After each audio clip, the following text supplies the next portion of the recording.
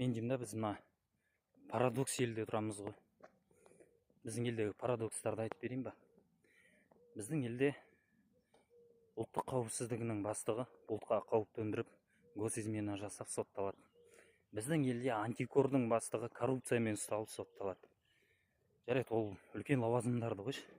Талдықорғандағы бір районының бастығы бір багажник машинесінде ақшамен ұсталады. Сөйтіп кетіп бара жатқан жеріне ұсталып сотталады.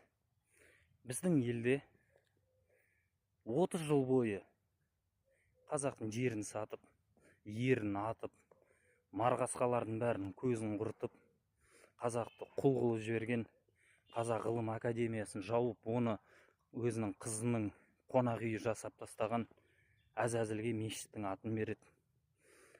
Сонда мен деймін да, сол Қазақстан діни басқармасы тікелей сұрақ.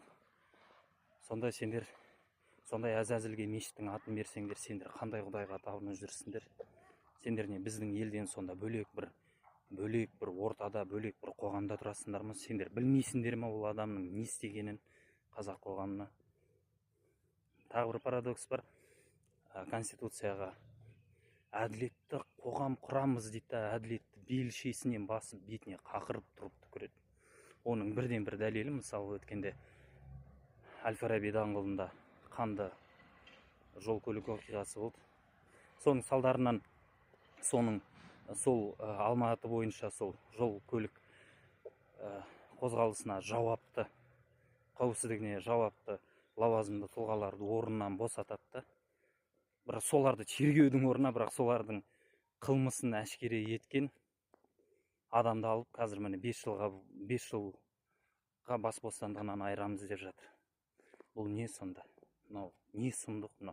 Басқа елде дамыған ел боламыз дейміз, бірақ біз деген әділеттің бетін осылайынан қайтара берсек, біз деген шындықтың үнін шығармасақ, біз қалай ел боламыз?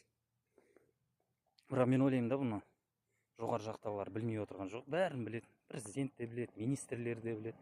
Олар жай ғана сондай әділеттің дауысы шықпасын дейді. Қазақ ел болмасын, қазақ тобыр болсын дейді. Оларға менімен сенің осылай үндемей отыра бергені керек. Қорыққанымыз керек. Қорықпаңдар. Барынша Әділетхан Молдаханға неғылып пайдамызды тигізіп,